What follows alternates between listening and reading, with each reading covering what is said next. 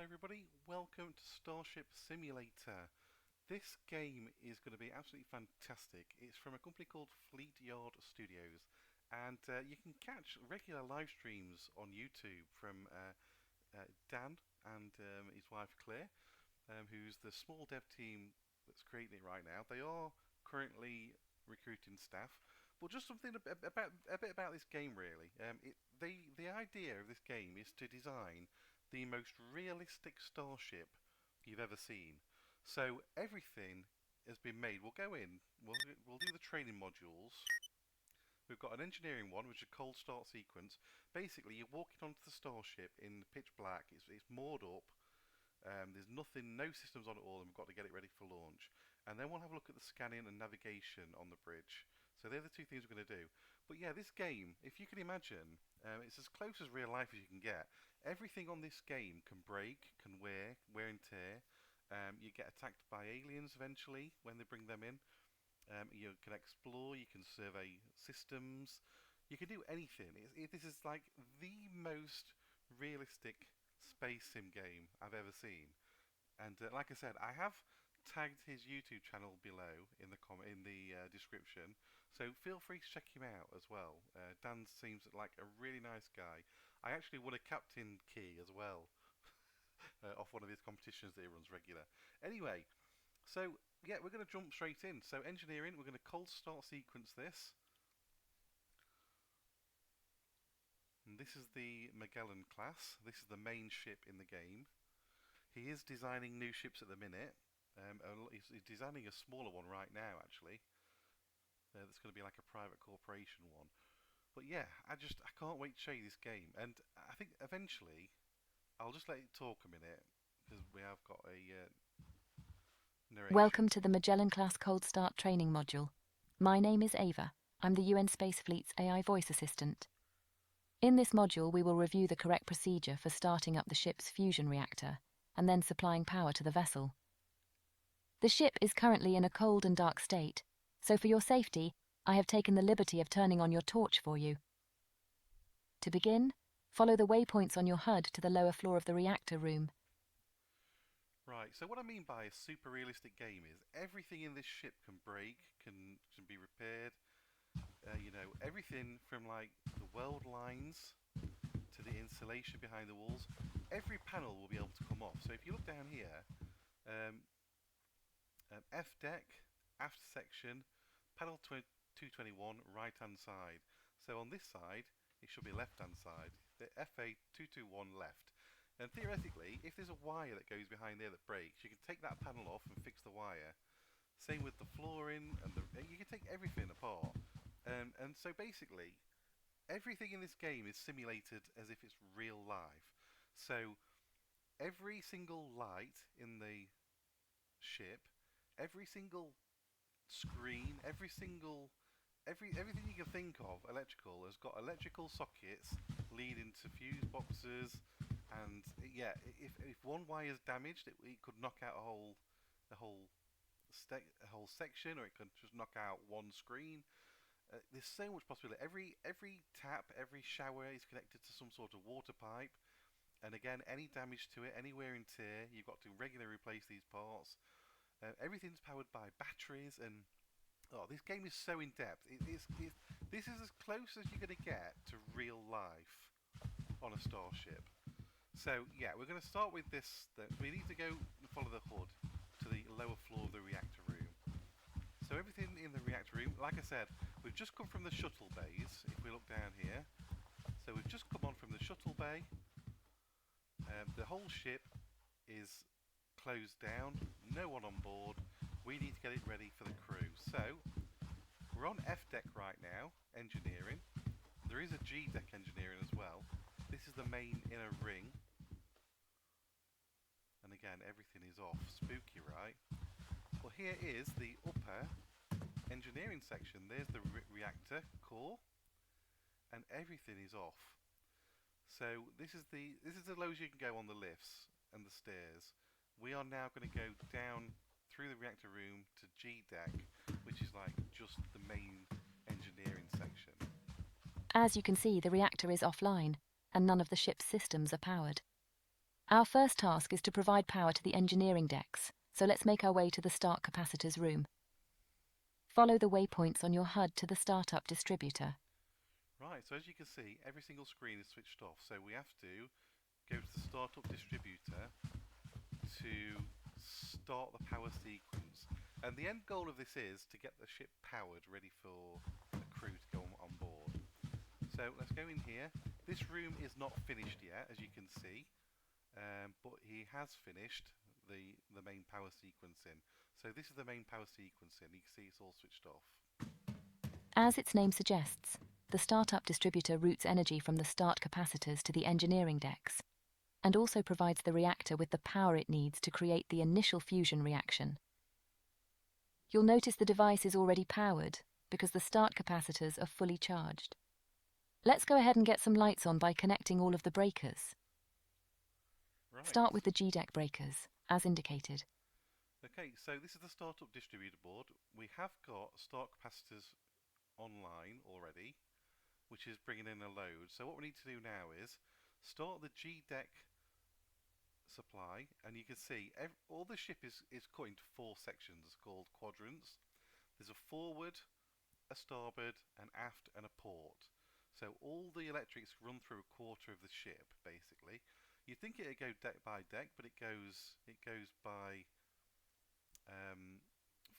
quarter. So we've got G deck and F deck. They're the 2 engineering sections, and then you've also got the main reactor supply there as well. So all we're doing is diverting power. We're not switching anything on. We're not doing anything like that. We're not activating anything. All we're doing is diverting power, ready so we can start things up. So let's go and connect these then. So we've got G deck forward. You can see the lights coming on down there. These can all break and wear and tear. And now the F-deck breakers. Now we'll do the same for the F deck. And finally, the reactor supply itself. Right, and then finally the reactor. Excellent. Now we can see what we're doing. You can go ahead and turn off your torch by pressing T. The reactor controls should now be online, so let's walk back to the reactor room and take a look. So as you can see, all that has done is put emergency power onto the deck. That's why we've got emergency lighting on, which is these small red ones. I'm going to leave my torch on for a bit because it's a bit dark otherwise. But yeah, all we've done is activated power to these decks, which has automatically put these emergency lights on. We've not activated the lights yet, so that's why the lights are not on. All we've done is connected the power to it. So let's go back to the reactor room, which should now have power going into it. So yeah, we're on the lower level. You can see all the panels on now. This is what we've activated. All these are what we've activated, and the main reactor core. So let's go to the main reactor core.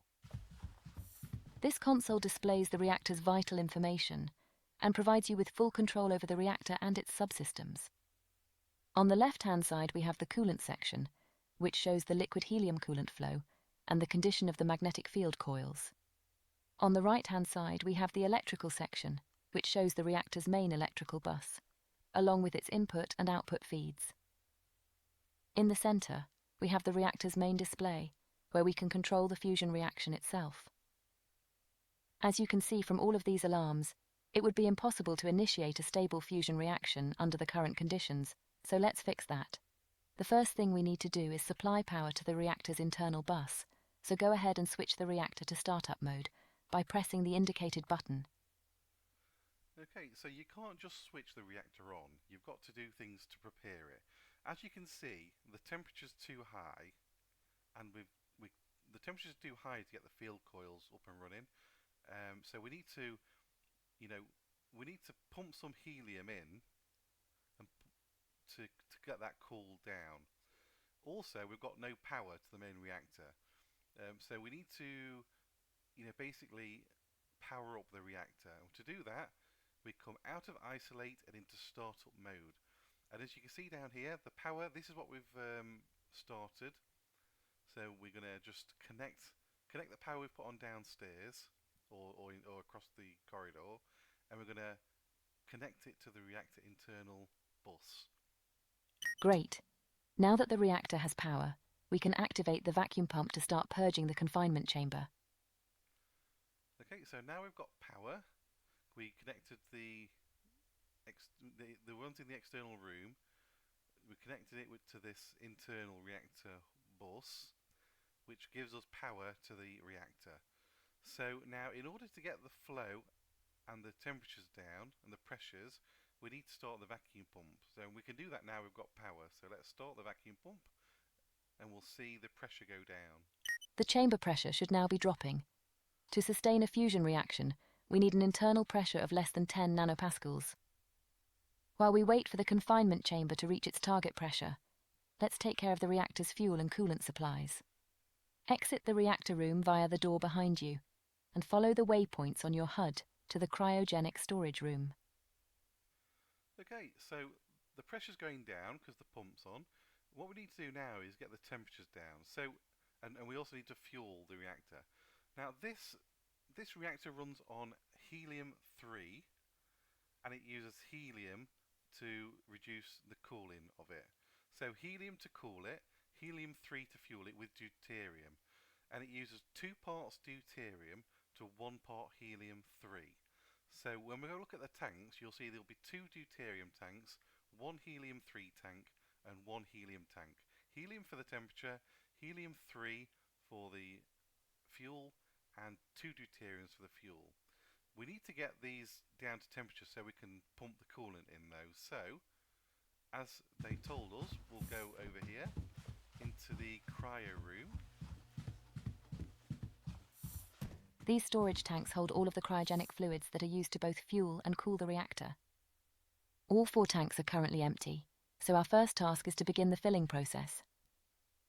Let's start with the helium coolant. Head behind the storage tanks to access the helium cryo cooler. Okay, so that's the helium-3 tank, that's the helium tank, and there's the 2 deuterium tanks. So this is the output. So this is what feeds the outputs into the reactor room. But the tanks are empty, so we need to fill the tanks up first, which is in the input, and the input is through the back. So before we can put the output out, we need to fill it with tanks. We need to fill the tanks. So let's go around here to the back, and this is the inflow area. The cryo coolers use a process called magnetic refrigeration to convert gas into a cryogenic fluid, before pumping it into the connected storage tank. Start up the helium cryo cooler now by using the indicated control on its user interface. Okay, so what we're going to do is we're going to switch the chiller on, and then we need to switch the flow on as well. That's going to start filling up the tank over there. Now obviously we have inlet tanks here, but we've also got them behind as well. So this is the flow rate. So if we look above here and go around, you can see that that one goes into that tank, and then it flows into the tank. So let's switch it on. Excellent. Now if you turn around, you'll find the helium refill valve located on the back wall. These valves control the flow of gases harvested by the ship's gas collection hardware, which is located on the underside of the forward hull. Go ahead and open the helium supply valve now to begin supplying the cryo cooler with helium gas. Helium there, and down here it says helium-3. So we want the helium. So we'll open that, and this will release helium into the tanks. If you turn around again and inspect the display screen connected to the helium tank, you should be able to confirm that the tank is now filling with fluid. We now need to perform the same sequence of events for the other 3 tanks. Head over to the helium-3 cryo cooler next. Okay, so it says 3 tanks because the deuterium Helium-3 is the first of 2 fuels used in the fusion reaction. As before, power up the device using its user interface. Okay, so yeah, this one's filling up now. You can see the blue line's filling up, and the literage is going up now onto 3,000 litres. So that's helium. That is the cooling fluid. Now we need the first part of the fuel, which is the helium-3. So again, we're going to start this pump. And now open the helium-3 refill valve behind you to start filling its associated tank. And then we're going to release the helium-3 into the tanks. Next, we need to start filling the 2 deuterium tanks, so let's head over to the other side of the room. You can see that going up, 300, 400, 500. The temperature's going down. So we've got helium-3 coming in now, into the tanks this is, and helium into the tanks. All we're doing is storing the tanks right now. Let's go around to the deuterium. Deuterium, also known as heavy hydrogen, is the second of the two fusion fuels. We store double the amount of deuterium compared to helium-3, because deuterium also fuels the reactor's neutral beam injectors. As before, turn on the first deuterium cryocooler. Okay, so let's do the same again this side. And now the first deuterium refill valve behind you. Next, turn on the second deuterium cryocooler. That's going to start filling up here. There we go, that's that one on. And then the second tank, let's get this one up and running. And now the second deuterium refill valve. Okay, perfect. All 4 storage tanks should now be filling with cryogenic fluids. They are. For our next task, we now need to engage the cryopumps in order to start supplying the reactor with everything it needs. Make your way around to the other side of the tanks and locate the deuterium tank outflow valve. Right, so that's the input done. So we're filling the tanks up. Now what we need to do is open the output tanks, the outflows, so they'll flow to the reactor core. So all we've done is powered up the systems and started filling up the fuel tanks. So let's go around here to the output flows. Open the deuterium outflow valve to begin supplying fluid to its connected cryopump. Okay, so there's only one screen here because this will control both deuteriums. So yeah, you've got separate tanks over here, but it's all done through one master control, whereas over there we've got 2 screens because one's for helium and one's for helium-3. So we've just got the one screen for both deuteriums here. So let's open up, or let's power it on, sorry, should I say. There we go. And we're only going to open up Next, valve 1. power on the pump itself using the button indicated on its user interface. Excellent. That's half of the fuel mix taken care of. Now head over to the helium-3 tank outflow valve so we can complete the fuel supply. Right, so we've got one tank on the go right now. Let's go over to the other side. As before, begin by opening the helium-3 outflow valve. Okay, we'll open the helium-3. And now engage the helium-3 cryopump. Here we go. Perfect. All we have to do now is take care of the coolant flow. Now open the helium outflow valve.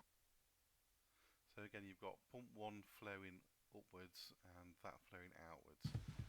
Right, so that's that one on. We're going to do the same now for the helium.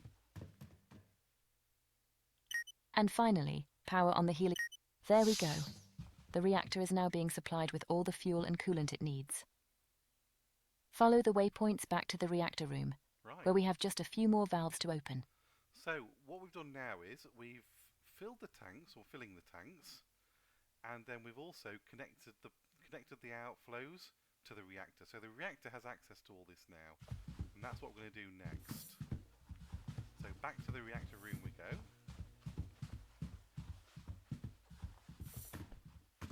Right, so we need to open up the valves first to the reactor. To complete the coolant loop, open the helium inflow valve to start flowing coolant through the magnetic field coils. Right, so here we go. We're going to actually let the helium come into the reactor now. Now make your way around to the opposite side of the reactor to complete the fuel supply process. Okay, so that should be cooling down now. If we look on here, that should be starting to go down when the reactor... First, open the deuterium inflow valve. Okay, so we have deuterium supply, helium-3 supply, and we've got retrieval and retrieval. So supply, flow in for the deuterium. And now open the helium-3 inflow valve. And same for helium-3. And then we'll go and have a look Okay, at the great. screen. Let's head over to the reactor controls and take a look. As you can see, we now have coolant flowing into the reactor. This has begun the process of cooling down the magnetic field coils, which must reach temperatures below 20 Kelvin in order to become superconductive. Okay, the temperatures look good. You can now power up the field coils. Right, so now temperatures are at the right, it's at the right temperature. We've got a nice helium supply going in. Let's power up the field coils so we can get the reactor online. With a solid vacuum established, the field coils powered up, and fuel flowing into the reactor, you are now free to initiate the fusion reaction. Okay, so here we go. Everything we've done so far is to get the reactor online. That's all we're doing, getting the reactor online. So it's only going to start at 10% as well, because it's like anything. You don't want to just blow a fuse by suddenly jerking it full of power. So what we're going to do is supply it with a little bit of power to get going, and then we can increase to full rate afterwards. So let's get the engine, the reactor, online. Congratulations! You have now successfully started the fusion reactor. For safety, the reactor automatically starts up at only 10% of its rated power. This means high voltage systems, such as the FTL drive, will be underpowered until you increase the reactor output. Let's resolve that now. Increase the power level to 100% using the indicated controls. Right, so now we can move the power up to... You'll notice that you can increase the power beyond 100%, but doing so for an extended period will overheat the reactor, causing damage and forcing an uncontrolled shutdown. Okay, we now need to provide power to the rest of the ship.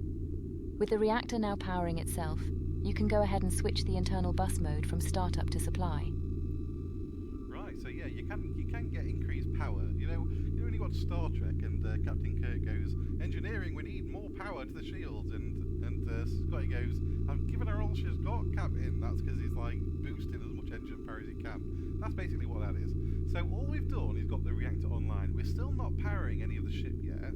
We've only got the reactor online on its own. So we need to now supply the rest of the ship with power. And we're going to do that by coming out of startup mode and into supply mode. That's going to connect this here to the rest of the ship. So let's go and do that now. Perfect. If we now head around to the opposite side of the reactor output distributor should now be powered up. Right, and as you can see, it cut off the startup and connected. It's now coming. The power is now coming through the reactor into the internal bus and out towards the ship. So now the ship has got access to power. You've still not allocated any power yet. So we need to do that now. This device distributes the reactor's output to the ship's high voltage systems, which are in fact the only systems powered directly by the reactor. The rest of the ship is powered by 48 individual battery arrays, which we now need to begin charging using the reactor's output. Go ahead and connect all 5 of the output breakers here. Okay, so a few things to note. There's the 5 screens here, 1, 2, 3, 4, 5. They'll come online as we switch them on. Now, all the reactor powers are these 5 things. It powers sublight travel engines. It powers weapons. It powers shields. It powers the FTL drive, the warp drive as such, and it powers the batteries. Now, it doesn't power anything else. All the lights, all the consoles, all the, everything electrical you can think of, all gets drawn from the batteries. So the reactor doesn't power directly the internal ship, systems. It just powers these 5 things, and all the ship's electricals go through the battery system, which we'll show you in a minute. But for now, let's get some of these on. So if I switch the sublight on, this screen will start loading.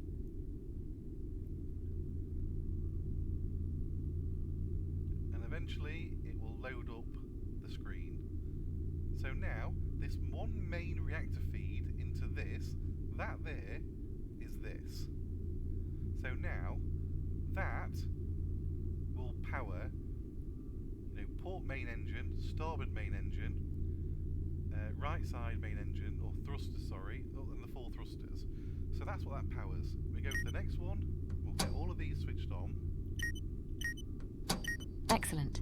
If you turn to your left, you'll see the 5 high voltage distributors are now coming online. Head over to the main battery distributor. So we looked at the supply. The next one is weapons. So the main weapon system powers forward weapons, aft weapon array. It powers all the weapons basically. And again, with the shield systems, it powers the 4 different shields. This device takes the high voltage reactor feed and distributes it to each of the 8 battery rooms on F deck. I got a bit close there. Go ahead and connect all 8 output breakers. Right. So, yeah, the FTL system also powers the 4 main engines as well, which is there. Right. So this is the battery system. This is probably the most important screen out of all of them. So like I said, everything in the ship is powered through these 8 battery rooms. And basically what it is you get 2 battery packs per quarter of the ship. So we have forward battery distributor 1, forward battery distributor 2. This is like a backup, so if one goes down, 2 will kick in. And again, you've got starboard 1, starboard 2, aft 1, aft 2, port 1, port 2. Now each one of these is a battery room. Each one of these holds 6 battery units, and each one of them holds 10 part batteries in there. So there's like 480 battery parts in these that all have to have maintenance. So what we're going to do is switch these on, and the battery rooms will come online. Perfect. The battery arrays should now be charging, but we should perform a visual inspection to make sure. Right. Follow the waypoints on your HUD to port battery room 1. So the battery rooms are charging. We're just going to double check that they actually are charging. Just to note as well, this is what's being powered at the minute. The reactor is powering it. We also have different feeds as well. If we have an external feed that can power the batteries as well. So if we, connect to a starbase or, another ship, something like that, we can feed off of their energy as well. And also we can do solar power as well. So emergency solar array can just get some battery life into the some power into the battery life. But for now, we're just going to check these rooms to make sure the batteries are actually charging. So that's on the main engineering deck, which is F deck, or the upper engineering.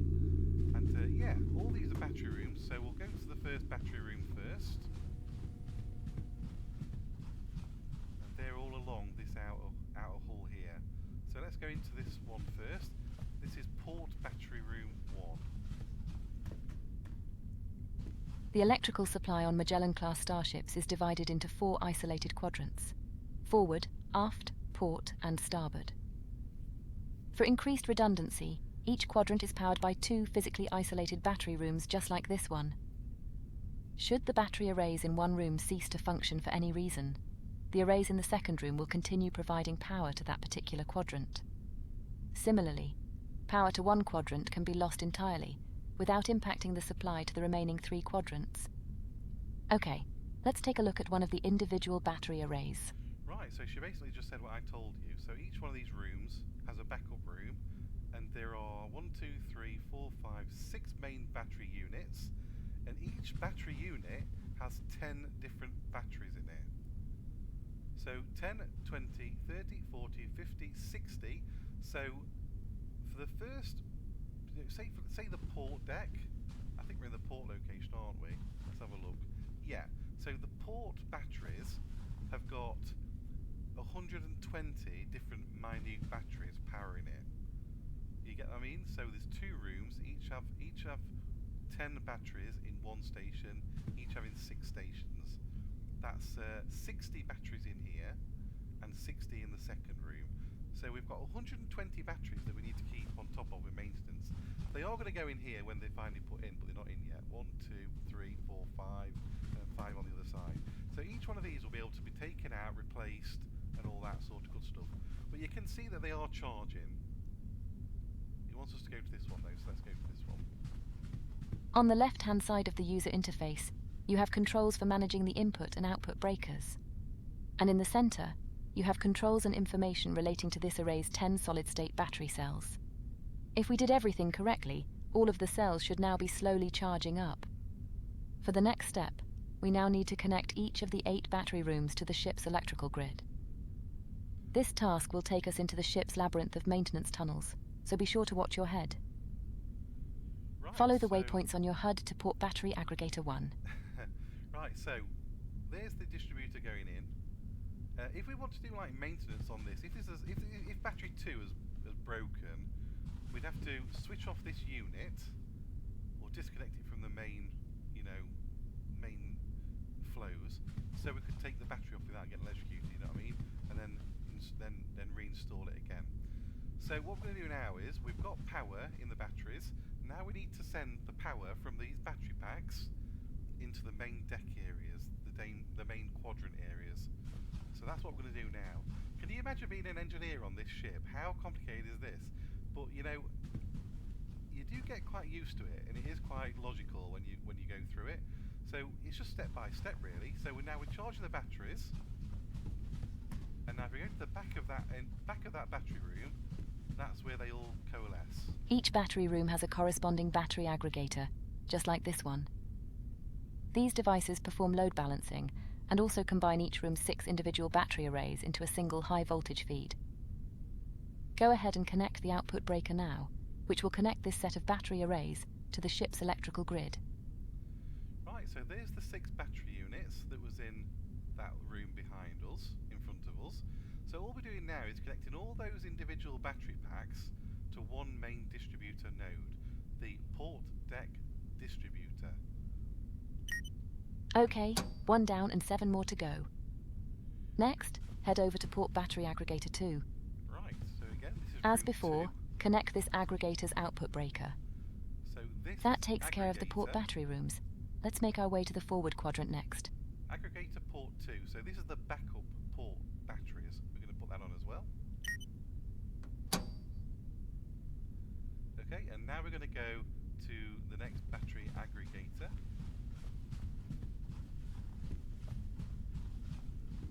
You see these that we're missing here? This is the distributor. So we don't want the distributor, we want the aggregator. These are already switched on, as you can see. The distribution's already on. So we're just doing the aggravators. We are connecting the main battery rooms to the main. Go ahead and connect the output breaker. So this is the forward one. And the same again on forward battery aggregator 2. Okay, onwards to the starboard quadrant. Again, these are the distributors, not the aggravators, so we leave them.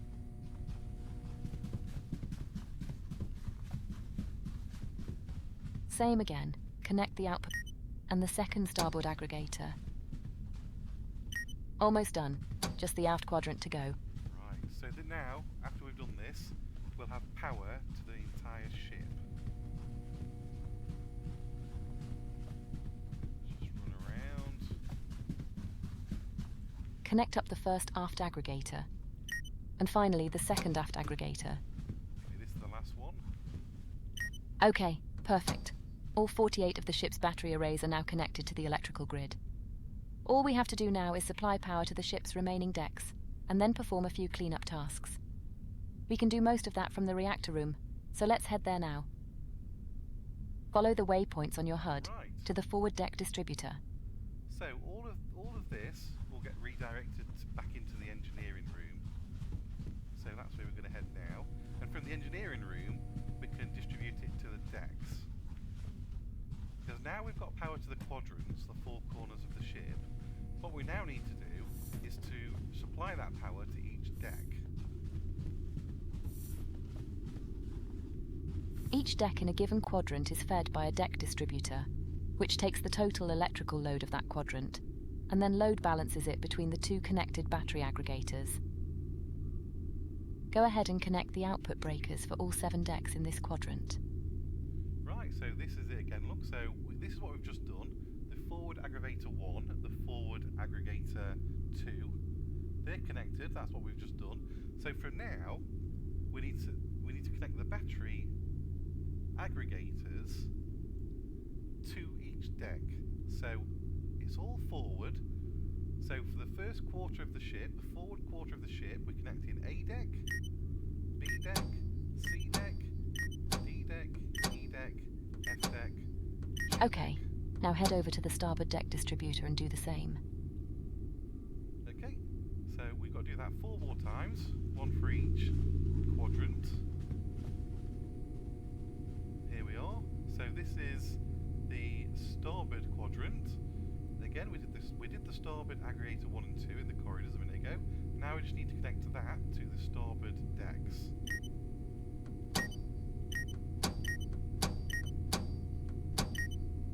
And now the aft deck distributor. Okay, now the aft deck.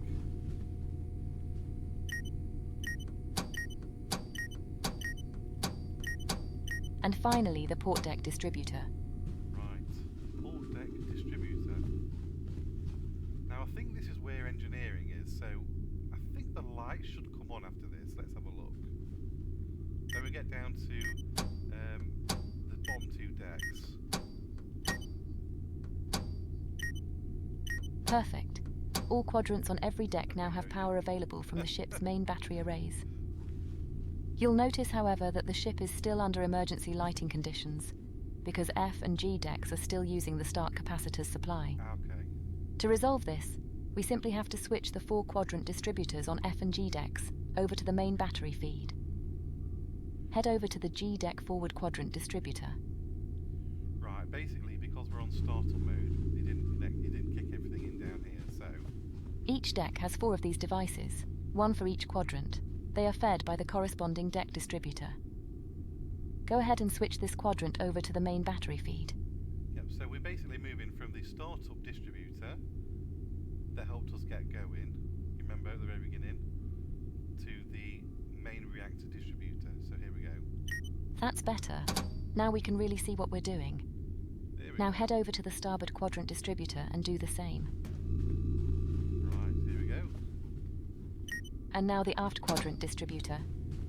So we're taking it out of startup mode now and into running off the batteries. And finally, the port quadrant distributor. That's G deck taken care of. Let's do the same for F deck. Right. Head upstairs to the F deck forward quadrant distributor. So each deck will have one of these that we need to flip over.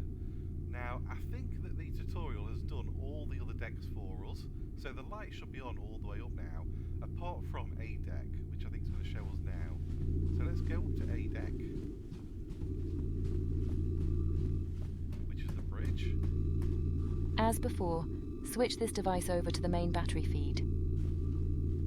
And now the same on the starboard quadrant distributor. Yeah, so it's making us do both engineering levels. And again on the aft quadrant distributor. And I think after these 2 engineering levels, they're all switched on. So And finally, the port quadrant distributor. so you'll see these lights going out there, I think. Well done. That's the main objectives of the cold start procedure complete. But we have one final bonus task to perform. Follow the waypoints on your HUD up to the bridge, and we'll make the ship flight ready. Right, so I think the rest of them, oh look at that, ear protectors. So the rest of the levels have been done for us. So what we're going to do is go up to the A deck. So yeah, you can see this one here, E deck, it's already been switched on for us, so we don't have to worry about that. It's just showing us 2 examples of the engineering areas.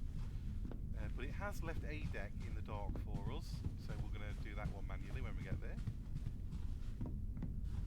There's security. Let's go into the VIP lounge. And yeah, we're not waiting the lift, we'll go up the stairs. Now you can see we're on A deck now, command center. The lights are on though, aren't they? Look at that, and the lift's working. That's strange, isn't it? But we'll all be explained in a minute. You can see the bridge, there's no power in the bridge. Look, it's in darkness. Let's switch our light on and go in. The lights and bridge systems are still turned off, so let's bring everything online. Head over to the A deck distributor in the engineering alcove. Now go ahead and turn on the bridge lighting. Okay, so again, for this level, deck A, we've got the forward deck distributor, starboard, aft and port. They're all on, because that's what we've done. And A deck lighting is on, which is why we had lights outside, and the hardware is on, which is why the lift is working. But the bridge hardware and the bridge lights are disconnected. So all we need to do is connect those in, and yeah, get the bridge lit up. So lights. And now power up the bridge systems. And systems. All the screens will come on. Okay, there we go. You have successfully started the fusion reactor, routed power to all of the ship's decks, and brought the bridge online into a flight-ready state. This concludes the Magellan-class Cold Start training module. Good luck, and I hope you'll join me again in future training modules. Thank you. So that's the startup from dark mode. Now obviously, it's not very often the ship's going to be in dark mode. When the entire ship has got no crew, it's basically mothballed. that point. So you only really have to do a hard startup once, and that's when you first come on the ship. And most ships aren't like that anyway, so you should never have to do that really. I mean, you can if you want to. It's certainly an extra challenge, but you won't have to do that very often really. So that's how you get the Starship up and running from scratch, from complete and utter darkness to yeah, to actively ready to go. So now we're going to do the second scenario. We return to the main menu. So now we've got the ship up and running. What we're going to do now is do a first survey mission. So scanning and navigation, we're going to start that. This is actually piloting and doing some exercises on the ship. It's loading up again now for us. And again, it will start off with some sort of narration to help us through the tutorial of how to get on when we start.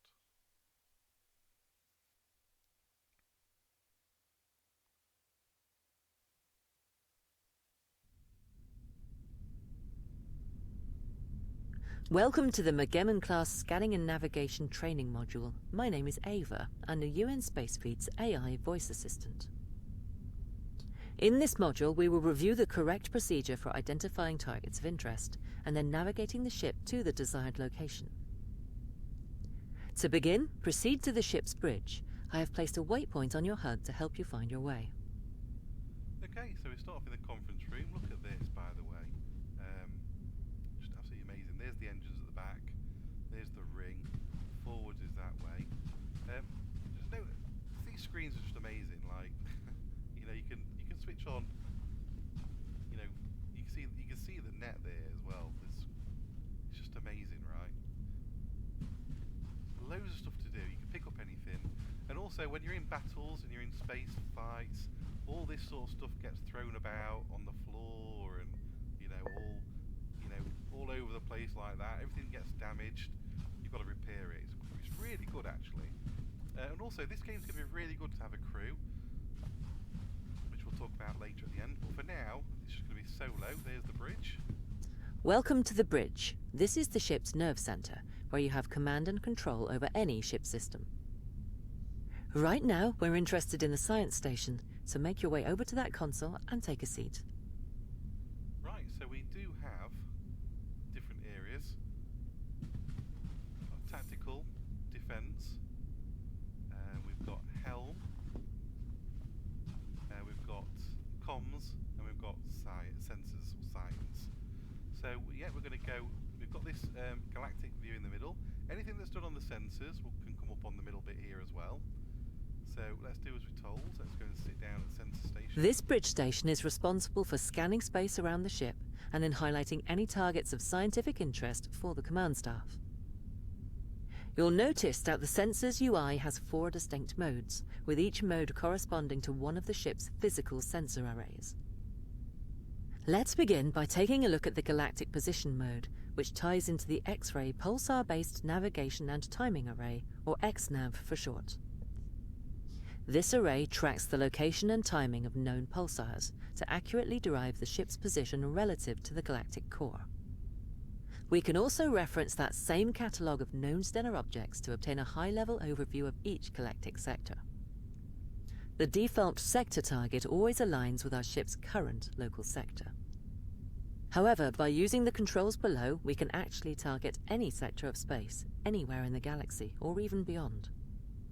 Go ahead and press the Target Select button to switch from our local sector to a manually targeted one. Okay, so this is our current position.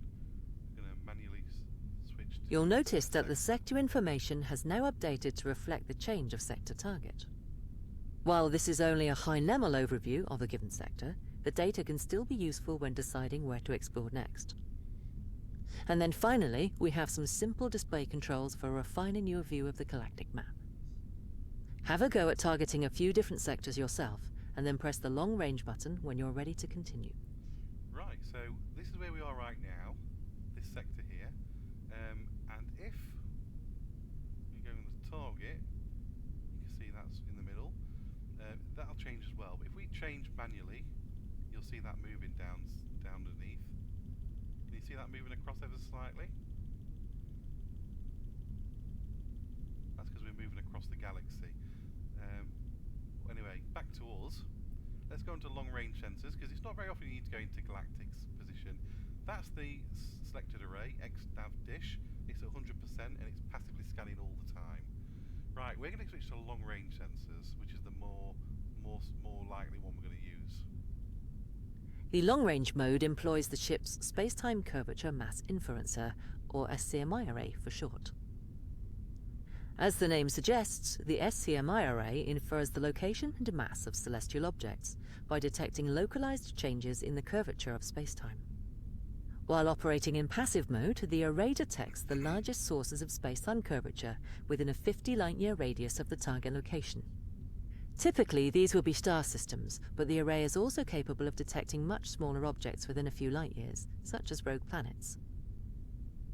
And as with the XNav array, the default target location is the ship's current galactic coordinates. This will update automatically and refresh the target list as you travel across the galaxy, but you can toggle that behavior on and off using the auto refresh button. And again, we can also manually target any sector of space in an effort to find distant targets of interest. Just be aware that the SCMI array has a maximum active range of 2,000 light-years, beyond which it can only resolve the most massive of objects. And on the subject of active scans, let's take a more detailed look at a nearby star system. Go ahead and select the Alpha Centauri system, our closest stellar neighbour. Okay, so it wants us to do a more detailed scan. So long range SCMI array, 100%. This is a passive scan, which means it's always going. 2,000 light-year radius. What it wants us to do, you can have a look on here. Our closest star is Alpha Centauri, which is there. So what it's going to do is it wants us to select it. So there we are. There's a list of stars. They're in order from us.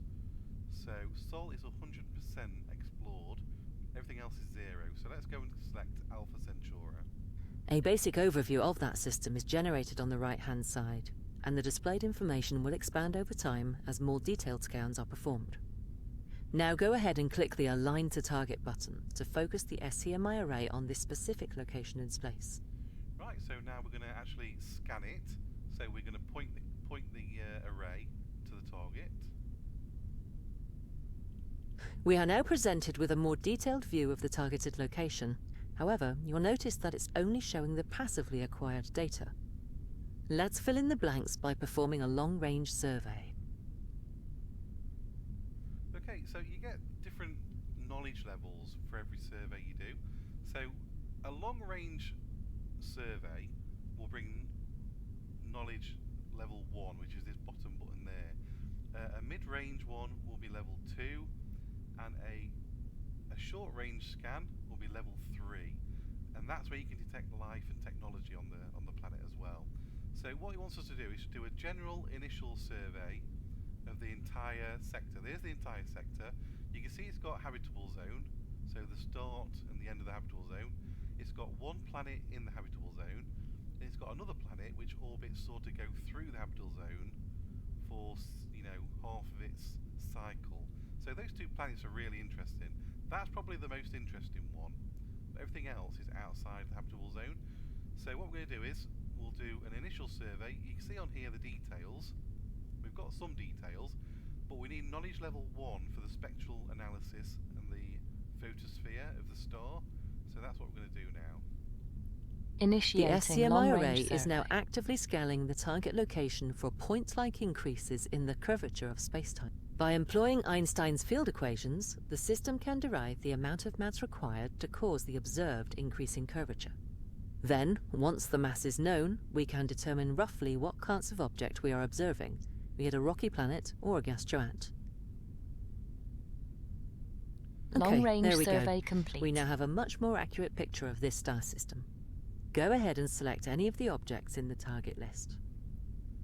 Right, so there's the green button, the green bar, that's number 1. It also tells us what side the planet is now. So we now know that those are terrestrial planets, and we have a gas giant down there. We have a couple of gas giants. We've got a lot of gas giants. We've got some dwarf dwarf planets as well. That's all in there, which is lovely.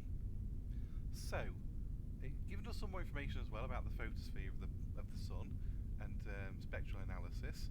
But what we want to do now is actually pick a planet to explore. So I think that one looks very interesting in the habitable zone. We've got to try and find it on here. It's going to be around there, maybe. You'll find that we now have more detailed information available to us on the right-hand UI panel. You will also notice that the data is split into distinct knowledge levels, and with our long-range survey we have unlocked knowledge level 1. This is also indicated on each target entry by way of a single green pip. The goal here is to find rocky worlds within a star's habitable zone, which is our primary target of scientific interest. We can then navigate the ship to that location in order to perform more detailed scans, ultimately increasing our knowledge level for any given object. Typically, we'd perform numerous surveys on many different star systems before plotting a course, but for now let's pick a target in this system. Go ahead and select any planet that appeals to you from the list, and then select the Send to Helm button. Okay, so we've actually selected the right planet we want to go to. We want to go to this planet here in the habitable zone, just because that's most likely going to support some sort of life or something interesting. So, if you want to do a complete survey of the system, that's obviously going to be one mission. You also have a mission time up there on the screen as well, T plus 10 minutes. So that's how long we've been going for. So he wants us to now go to this planet. So that's what we're going to do. And to do that, we're going to send those coordinates of the planet, which is down here. Send those coordinates to the helm. So we'll click that there. This makes the planet's coordinates available to the helm station. So let's head over and take a look at that console now. Right, let's go to helm then, shall we? We've sent those over. Now we need to fly there. We'll begin by taking a quick look at the various screens available to the helm. The left-hand display is dedicated to navigation and shows both the ship's current galactic position along with its target estimation coordinates. The central display deals with the flight controls themselves, including the FTL system, sublight engines and the reaction control thrusters. The right-hand screen features the autopilot controls, toggles for the 3D target indicators and the ship's navigation lights. OK, let's retrieve the target information from the sensors by pressing the Use Sensor Target button on the navigation panel. Okay, so you can manually select a coordinate. That will take forever though, so it's easier just to get it from sensors. So yeah, let's go and take that sensor data. Your target's coordinate should now be displayed in this box, which represents your current nav target. The galactic coordinates represent the target's position in the galaxy to the nearest whole light year. The coordinates are relative to the center of our galaxy, the supermassive black hole known as Sagittarius A star. The local coordinates represent the target's position within a star system. The coordinates are relative to the system's center of gravity, which is usually a star or the barycenter in multi-star systems. While it is possible to fly the ship manually to any location in the galaxy, let's engage the autopilot for now so that I can take care of that for you. Go ahead and press the highlighting button on the right-hand screen. Okay, so it's advisable you can just use the autopilot, but you can do it manually if you want, but I highly don't suggest that.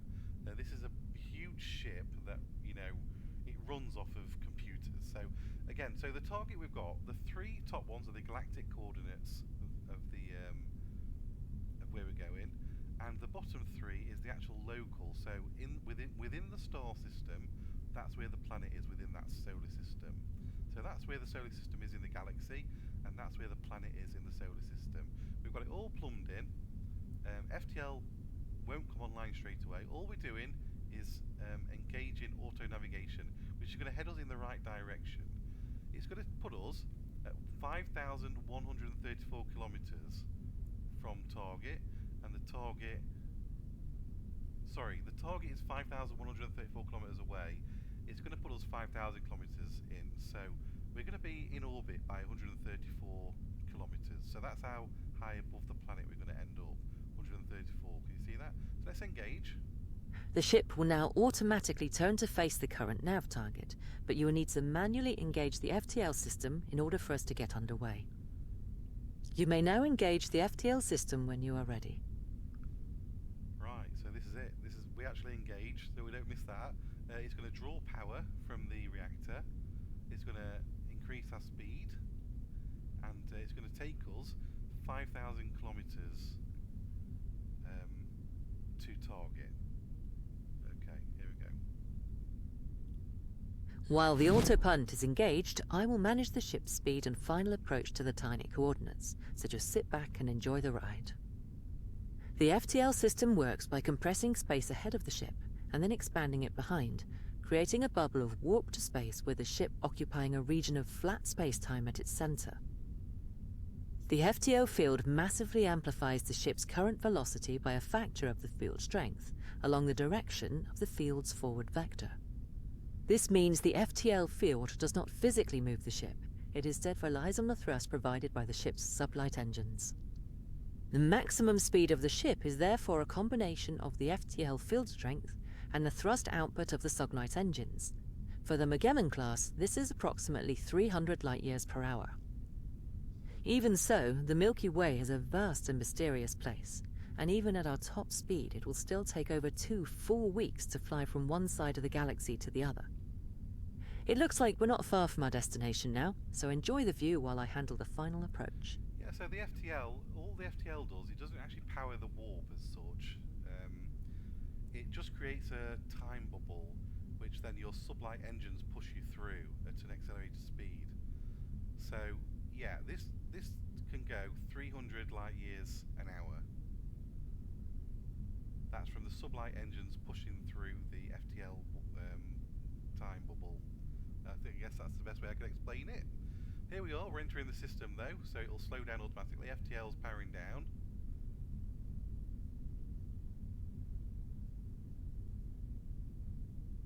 And yeah, we are 1 million kilometers away.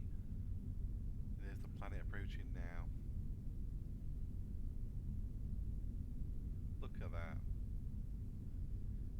It will take a few seconds to completely stop, so you just have to wait for that. It shouldn't be too long.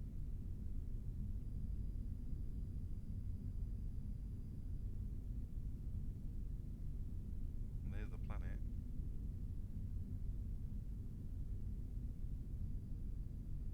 There's the sun as well. Okay, here we are. You are now looking at an entirely new world, bathed in the light of another star. At this distance, our home is now just another point of light in the vast darkness of space. Does life exist here? What new things can we discover on this world? These are the questions that this ship was designed to answer. Let's head back to the sensor station, and we'll see if we can answer some of those questions now. So there's the planet. We've unfortunately landed on the dark side of the planet. The sun's over there. There's the sun.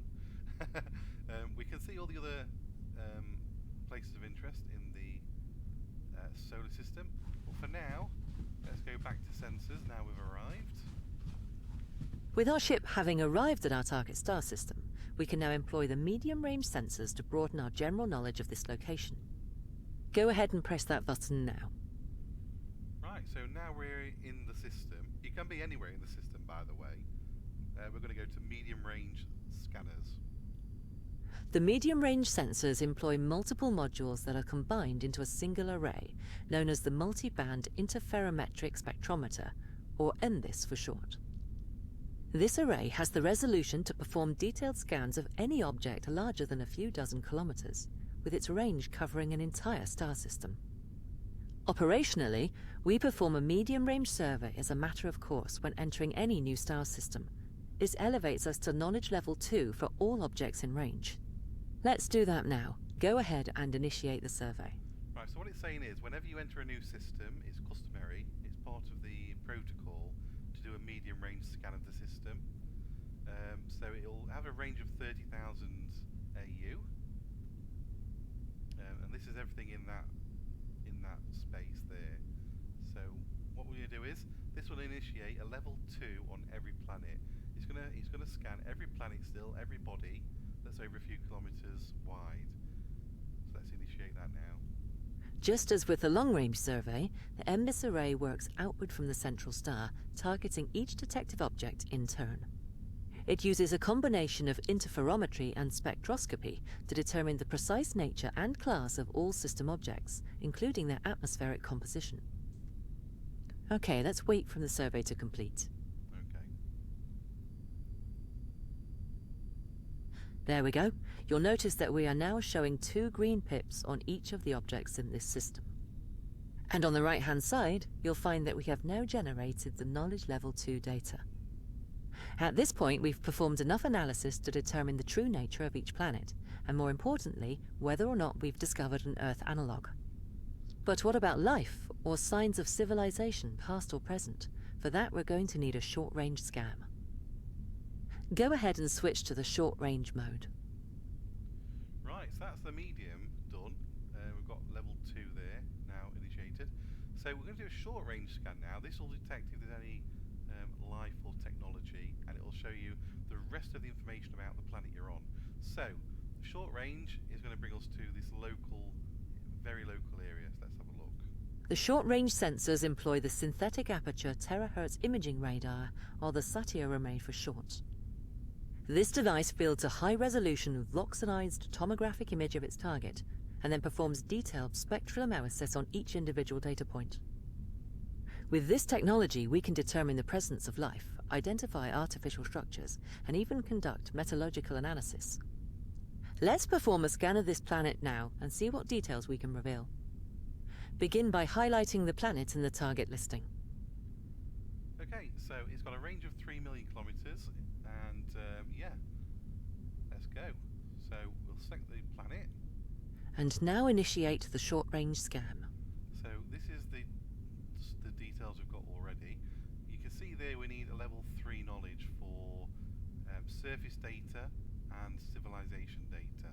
We've got all the atmosphere stuff from the medium range scan and all the physical characteristics and all that. But for this we need to do a short range scan, so we've got it selected. And yeah, we're going to just fill that green bar to level 3 by doing a local scan.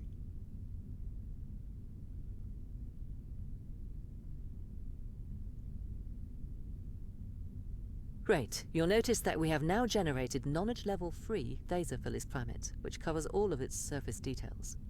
Any given star system is considered to be fully explored once all of its planets are scanned to Knowledge Level 3. Okay, let's take a look at those surface details. From here, we can enable or disable various data overlays depending on our current area of scientific interest. The first overlay is fairly self-explanatory. It simply displays the planet's cloud layers. The next overlay shows the planet's lit and unlit regions. This button highlights any tech signatures on the planet's surface, be that current or historical technology. And then we have life signatures, which can be anything from simple bacteria to complex life forms. You are now armed with the knowledge and skill required to head out into the unknown depths of our galaxy, to conduct scientific research and discover its mysteries. This ship and her crew are tasked with exploring distant worlds, seeking out new life in all of its diversity, and making peaceful first contact with any intelligent species that we might encounter along the way. This concludes the Scanning and Navigation training module. You are free to continue exploring if you wish, but please be aware that your progress will not be saved. Thank you, and goodbye. Right, as you can see, we're now knowledge level 3. Does tell you about the civilizations, if there's any on, about religious, tech levels, all that sort of good stuff. And if we go back to the medium now, you can see that that's 3 bars done. So if we were doing a system survey, we'd have to visit each of these bodies and do a short range scan, and then only then we'll go into long range scan, and that will be 100% complete. Only when we've got 3 bars and everything will that be 100% complete. So that's about it for now, guys. It's a work in progress. It's still, well, it's pre-alpha. It's not even alpha yet. There's a lot to do. We haven't got nothing on weapons and shields yet. Helm's a bit basic still. We've got nothing on this side yet. There's a lot more of the rooms to fill in and stuff like that. But yeah, I thought I'd show you it now because it's coming along so well. I'm absolutely in love with this game. Now, this is the exciting thing. Let's just go home first. I'm just going to put a NPC in the helm because I want to go home. You can just select him and say take us home. I'm not going to be lazy. I'll do it the proper way. So we'll go to Sol, align target. There we are. And as you can see, lovely Earth has got life and tech. We're going to select Earth, send to helm the coordinates of Earth. go back to Earth, please. Navigate to sensor target. So while we're on our way back to Earth, I want to have a little conversation with you. Now, this game is playable right now. I'm thinking if we have one person in command, one person on sensors, one person on navigation, and maybe one engineer. So 4 people, 3 or 4 people. If I could get 3 or 4 people interested in playing this for a bit, we can do some survey missions. That's all you can do right now. There's no other alien civilizations right yet. There's no other ships right yet. They are on the way, don't worry. But for now, if you want to do some survey missions where you can just survey different systems, you know, like if we want to go to, for example, Sirius system, that would be quite cool, would it not? Yeah, we could do that. Let me know in the Discord. I've got a Discord, guys. If you've got the game, and there we are, we're travelling to Sol. You can see it coming up to Sol now. Yeah, if you want to play, you fancy just surveying some stars, do like a full survey mission. A full survey mission is probably going to be about an hour. So if you just want like to join me for an hour on a stream or a pre-recorded video, if it's easier, we don't have to go from cold start every time. It's a bit long-winded. We could just start ready to go, because that's realistically what will happen in real life, right? You'd be already on board. You're just doing a new mission that comes through. So if you want to do survey missions, let me know. But yeah, this is fantastic. Dan is such a nice guy on the streams. It's just amazing, and this game is going to be amazing. This is going to be as close as you're going to get to doing this in real life. Everything can break, everything can move, everything can fly about.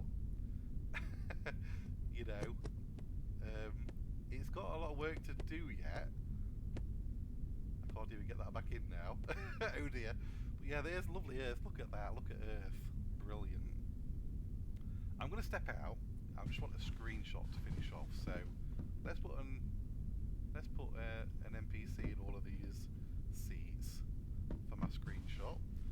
And yeah, let me know. I was going to have a wander around the ship with you to have a proper good look at the ship.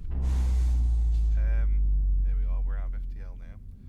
I was going to jump out, but we've been going for so long. I think I have to call it in for an episode. But yeah, look at this though. Maybe I want the other side because I've got my I'll have my logo on the left-hand side. So yeah, look at this. Look at this, guys. This is Starship Simulator. And obviously, if we get a regular crew together and we do some regular survey missions, as and when more updates come through, when he starts adding new civilizations, when he starts adding new ships, we can explore those together as well and do some more missions on those. Hopefully he'll get some engineering missions coming soon as well, because at the minute I think all we can do right now is control the power to the ship and do survey missions and fly to them.